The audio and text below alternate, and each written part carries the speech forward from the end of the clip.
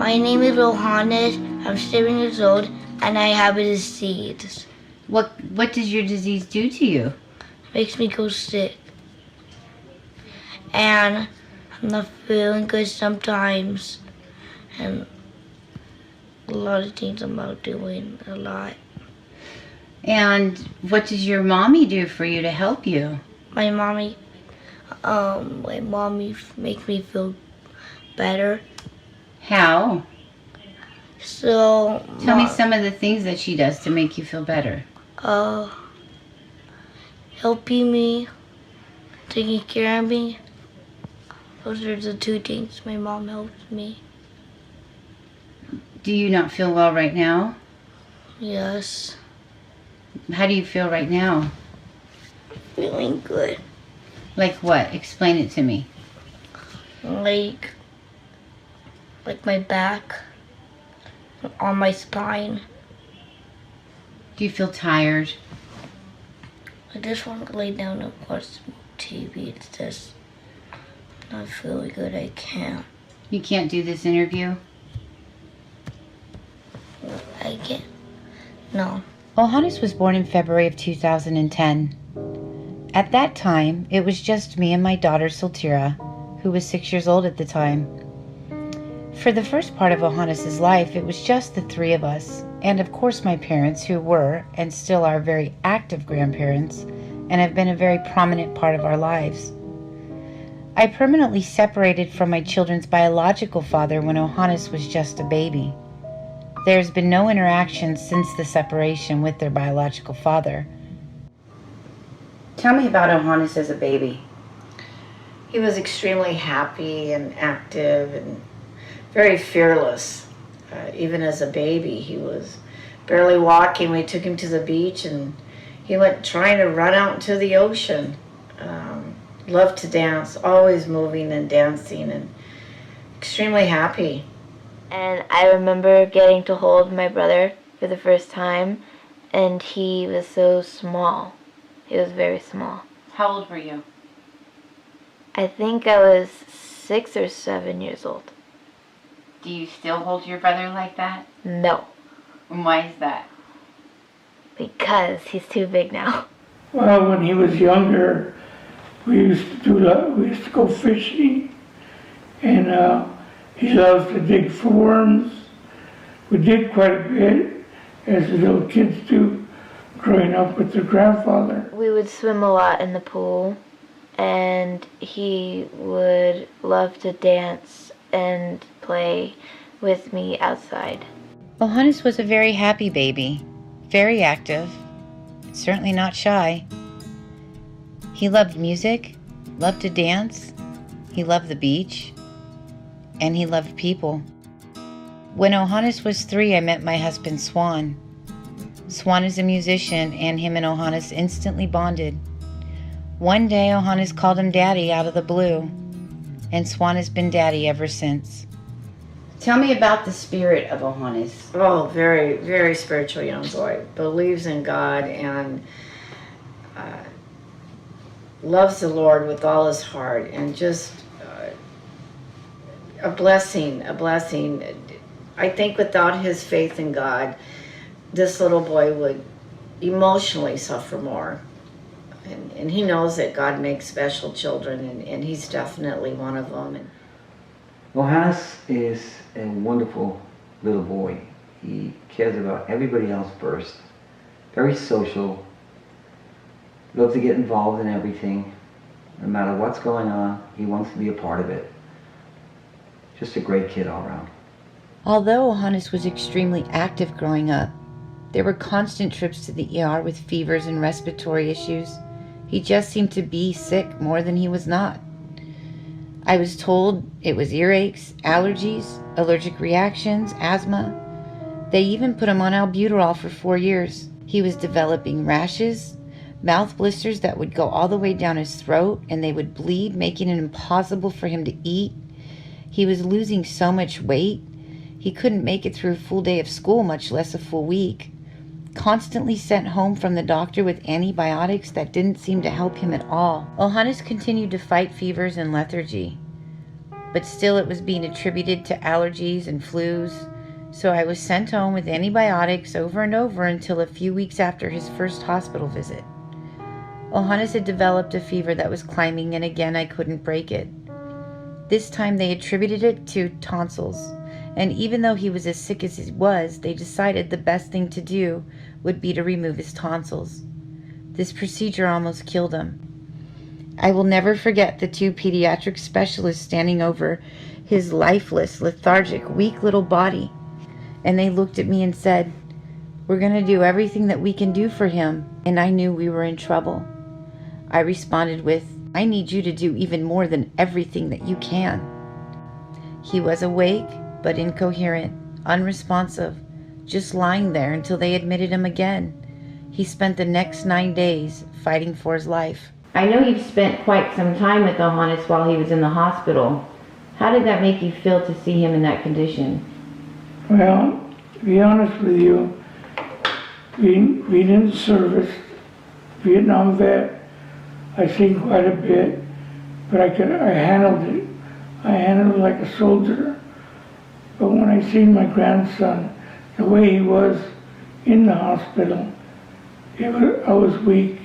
It broke my heart. It was something nobody ever wants to go through. Yes. And how did you feel about that, seeing him in that condition? Like I said, it wasn't that pleasing. I don't like it.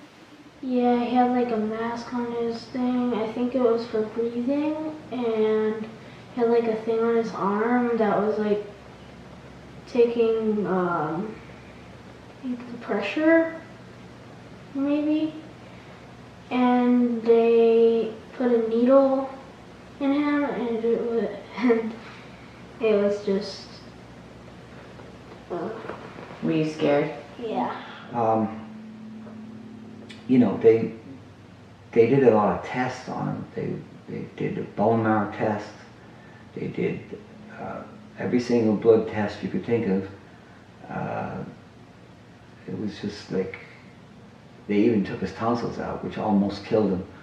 And that was really bad. That was pretty scary. And another test, they were telling us maybe he might have leukemia. So that was mind-blowing and scary. So it was just awful. Not knowing was the worst.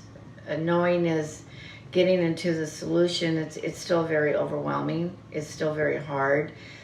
I feel sad, and it's really sad because I don't like him to be sick. We as a family had become accustomed over the next year to Ohannes' mysterious illness. They kept doing test after test. They even thought he had leukemia at one point. They did a bone marrow biopsy and aspiration, and that came back negative, but I still had no answers. He had to wear a mask whenever we were out because no one seemed to know what it was that was making him so ill, and he seemed to be in pain all the time. The sun had become his enemy, as any sort of physical activity would bring on fevers and heat. The heat would dehydrate him very quickly. We were living a nightmare. I didn't know when, and I didn't know how to wake up. Not knowing was leaving me in constant fear for my son's life. Children's Hospital Los Angeles was our next stop. Our entire life changed once again once we got there. We were finally given hope. We saw every specialist they had to offer, test after test, but still no answers. But it wasn't until we saw Dr. Sedone, the pediatric rheumatologist at Children's Hospital Los Angeles, that we knew God was hearing our prayers. She cared about Ohannes. He wasn't just another patient to her. He was a little boy in a lot of trouble.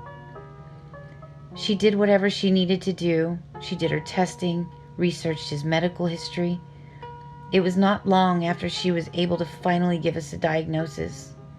Autoinflammatory disease, also known as periodic fever syndrome. Imagine my surprise when I found out Ohannes' specific form is called FMF, short for familial Mediterranean fever, a rare disease that runs in the Middle Eastern bloodline. As I mentioned earlier, Ohannes' biological father is Middle Eastern. Once she explained it to me, it all started to make sense. She prescribed him a medication for auto-inflammatory disease called colchicine. She also prescribed prednisone for the management of the disease. It's helped immensely.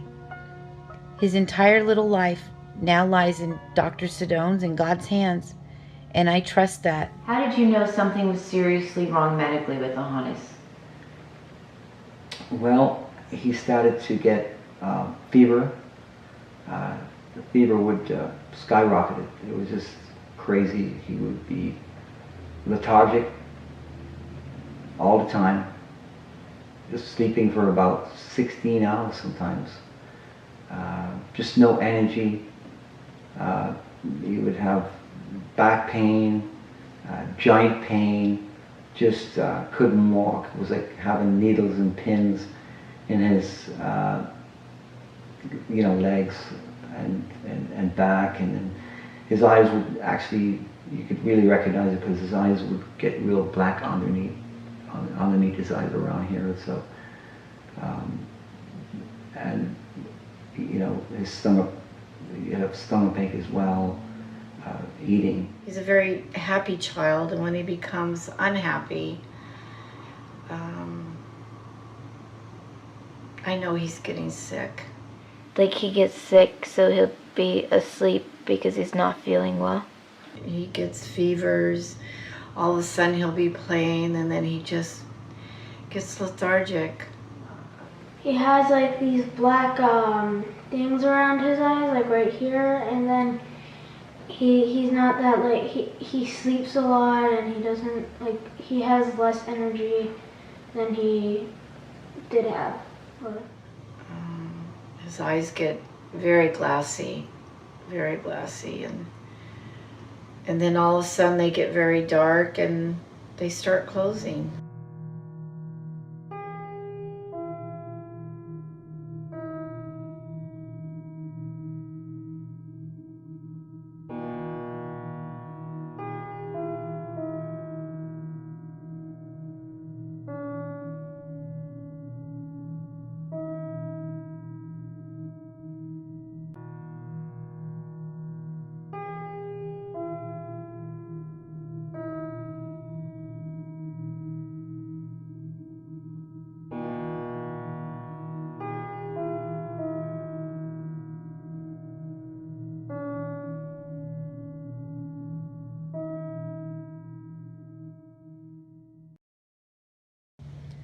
Ohannes is very close to his daddy. He's very proud of him, and he wants to be just like him, a musician. He loves going to his daddy's concerts. He even used to get up on stage and play guitar, sing, and dance. But over the last 2 years, he's not been able to attend shows like he used to. We do attempt to take him now and again when Ohannes is having a good day, but generally it becomes an issue of Ohannes overdoing it from excitement. Eventually the fever and the lethargy kick in, and Ohannes ends up in the green room with me watching over him until Swan is done performing and we can get him home. But music is a huge part of who he is, and it has helped heal him in so many ways. He just started learning how to play the drums recently, and he absolutely loves it. I know you're a musician and Ohannes loves music, so how does that dynamic work? Well, when I'm up on stage, Ohannes used to come to a lot of the concerts, and he'd come up on stage, he'd dance a lot in front, he would play guitar, and it'd just be a lot of fun. But unfortunately now he's on the side of the stage, and again you see him upset that he can't come out and be with his dad on stage, and his mother has to take him off the stage, and when he really goes down and he hits hard, she has to bring him back to the green room, and sometimes he's lying in the green room, just covered up, and his temperature is skyrocketing.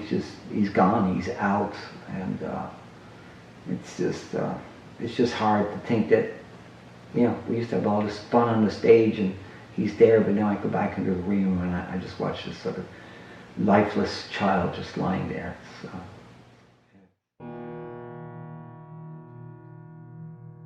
Obviously, life has changed for all of us because of this disease. I've had to stop working to care for Ohanes full time. He has his good days and his bad days, but we never know just what each day is going to bring us. Although things have improved, there is no cure for what Ohanes has because it's a silent childhood disease.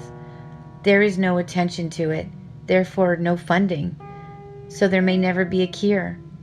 I have devoted my life to caring for my son, and I will do so until I take my last breath. I will also advocate for him and be his voice for as long as I am able to. And how has it affected your mother in your eyes, him being ill? She's always uptight or she's always sad. It's my daughter's had to sell her business to be a stay-at-home mom to take care of him due to the illness. Me as a grandma, I mean, I get very upset because of the fact I don't know how to handle the illness when it hits like my daughter does. Well, she's always been a strong girl, even stronger now, taking care of Ohanes. It's hard for everybody when he gets sick or has to go to the hospital, but it's harder for my daughter to go through this. I can tell you that much just by looking at her. She's probably thinking that more things are going to keep happening because we honestly really don't know what's going to happen next. My biggest concern is what my daughter goes through 24/7 to the point that I have to have her or have Swan take her away just even for dinner. She won't leave him at all, and that concerns me a lot too. She cries a lot. She goes through an awful lot of emotions because this is our son that we're dealing with. But the one thing I got to say about her, when she's around him, of course she doesn't show any of that. She's a great caretaker. She takes care of him. She's at the doctors and whatever's needed. She's making sure she's doing whatever a mother can do for her child. The last thing we needed was to take on another responsibility. But during Ohanes' numerous hospital stays, I saw how the therapy dogs that were brought into his room brighten up his world in the darkest moments of his life. So speaking to the doctor and getting a clearance, we decided to get a therapy dog for Ohanes. We found the perfect dog. We named him Friday. Since Ohanes to date is still limited in a lot of areas such as physical activity, not being able to play sports or do what the other children can do, we felt this would be a perfect solution. Friday has been a perfect addition to our family. He doesn't leave Ohanes when he is ill. He'll lay next to him and let Ohanes read him stories.